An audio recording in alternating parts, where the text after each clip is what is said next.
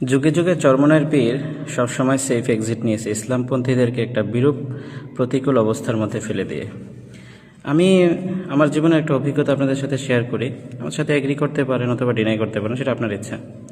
আমার বয়স এখন 28।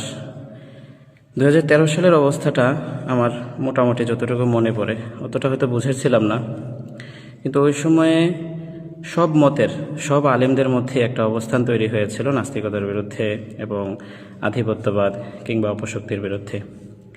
সে সময় সবাই এক হলেও চরমনাইয়ের পীর শুরুতে একসাথে সবার সাথে থাকলেও পরবর্তীতে এরা সেফ এক্সিট নিয়ে চলে গেছে।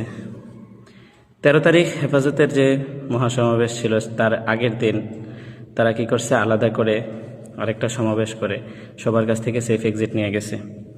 বিপরীতে হেফাজত এবং নিরীহ সর্বস্তরের সাধারণ আলেম সমাজ, ধর্মপ্রাণ মানুষ, তাদের উপর আওয়ামী লীগের সীমাহীন দুর্ভোগ, জুলুম, নির্যাতন নেমে এসেছিল, কিন্তু তারা সেফ এক্সিট অর্থাৎ নিরাপদ আশ্রয় প্রশ্রয়ে তারা ছিল, কিছুই হয় নাই তাদের। দীর্ঘ পরম্পরার পরে 2021 সালে যখন মোদি বিরোধী আন্দোলন হলো, ভাস্কর্য বিরোধী আন্দোলন হলো, তখন এই চরমনাইয়ের পীরই কিন্তু সর্বপ্রথম বলেছিল যে শেখ মুজিবের ভাস্কর্য ভেঙে চুরে সেটাকে বুড়িগঙ্গায় ফেলে দেবে। এটা নিয়ে কিন্তু আওয়ামী লীগ সরকার নড়ে চড়ে বসে এবং একটা নির্যাতনের খড়গ শুরু করে দেয়, জুলুমের খড়গ শুরু করে দেয়। সে সময় তারা এটা আজ করতে পেরে সেফ এক্সিট নিয়ে নিল। তারা চুপ হয়ে গেল, চুপসে গেল, মাঠ থেকে চলে গেল, সমস্ত কর্মসূচি গুটিয়ে ওই যে বুঝেন নাই, ওই কীর্তনখোলা নদীর পার গিয়ে বসে পড়ছে। বিপরীতে এখানে আলেম মামুনুল হক সাহেব সহ যারা এই সর্বস্তরের আলেম সমাজ, সাধারণ মানুষ, তাদের উপরে জুলুম নির্যাতনের খড়গ চলে আসছে। তারা বসে বসে দেখেছে, কোনো আইনি প্রতিক্রিয়া তারা কোনোদিন কিছু করেনি, কোনোদিন কারো নাম পর্যন্ত উচ্চারণ করেনি। তাদের মুক্তির বন্দোবস্তের জন্য কোনো রকমের কোনো কর্মসূচি বা কিছুতেই তারা ছিল না, নিরাপদেই ছিল। সর্বোপরি এখনকার এই যে একটা সময়ে আমরা কখনোই বলি না যে রাজনৈতিক পর্যায়ে, সবাই এগ্রি করবেন যে রাজনৈতিক এই বর্তমান এই প্রক্রিয়ায় খিলাফা বা শরিয়া প্রতিষ্ঠিত হবে, এটা মানে কখনো বিশ্বাসযোগ্য নয়।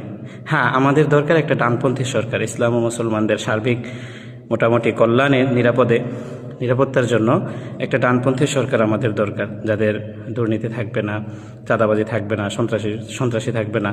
অন্তত এইটুকু নিরাপত্তার জন্য একটা ডানপন্থী সরকার দরকার, যেখানে সর্বস্তরে সবাই একদম সাধারণ সকল মানুষ যেখানে একতাবদ্ধ হলো, সেখানে তারা সবাইকে আবার মাঠে নামাই দিয়ে নিরাপদে সেফ এক্সিট নিয়ে চলে গেছে।